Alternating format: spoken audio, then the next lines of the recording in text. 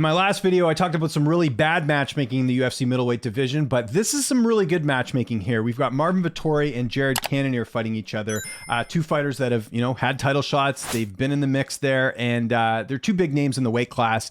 And I think when you have a situation where you have guys that have lost to the current champion, get them to fight each other, especially if they're big names. And I really think that people who are going to the fight night on June 17th are really in for a treat here, because this is definitely a pay-per-view worthy fight that they're getting as a fight night main event. Not to mention that it's in the Apex. That's actually probably the bad part, is this fight should definitely have a crowd, and it doesn't, because it's going to be taking place at the Apex here. But even looking at the rankings here, right, you've got Marvin Vettori number 3, Cannonier number 4. This is good matchmaking between two guys that have not fought each other. It's a fresh matchup, and I don't know who wins. I really do think this is a very even fight here. Let's do a quick tail of the tape, and this is a fight, by the way, I will be analyzing for early look. But you got Marvin Vettori 19-5-1, Jared Cannonier 16-6, 29 years old to 39, 6 feet tall to 5'11", 74 to 77.5. So Vettori a little bit taller, reach advantage going to the Killa Gorilla, Jared Cannonier. And if you just look at Vettori's last fight coming off that win, was it a win over Roman Dolidze? It was a close fight. I thought Dolidze might have edged that one out, but nonetheless,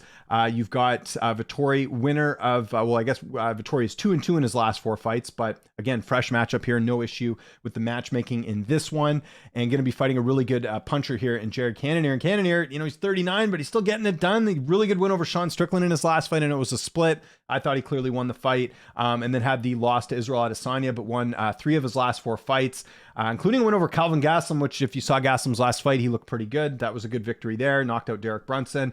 So it's really one of those cases of how much does Jared Cannonier have left in the division. He also has a knockout win over Jack Hermanson. Not a lot of guys have that. It's very, very intriguing matchmaking here, and a fight that, I know people are going to say, well, Adesanya's champion. The chances of us getting a fight here, again, probably not very likely. Although I guess in the case of Cannonier, if he wins this fight and maybe another one impressively, maybe you can make the argument of him fighting for a title. But with Vettori losing twice to Israel Adesanya, even if he wins this, he's going to be kind of stuck in Robert Whittaker territory. So I'm not sure where Vettori would go. I guess that's maybe the only critique of this fight is, where does the winner go, right? Like I said, with Cannonier, he'd still need a fight or two if he wanted to get a title shot. With Vettori, he's in a much worse situation. But I like, that doesn't matter here. What matters is this is a fun fight. It's quality, 2 big names in the weight class, and really stoked for it here. So just wanted to make a quick video on this. I know, obviously, I'm a few days late here, but I'm getting caught up on everything now. But I dig the matchmaking here between these two fighters here with Marvin Vettori and Jared Cannonier. And like I said, soon I will get an early look preview of this where I'll go in depth and give you my full pick on that one. So I want to know what you guys think in the comment section below. What's your early pick in this one? Who do you think wins? What do you think of the matchup? Follow me on Twitter, Instagram, and TikTok at Lynch on Sports. Thanks so much for watching. I'll talk to you guys soon.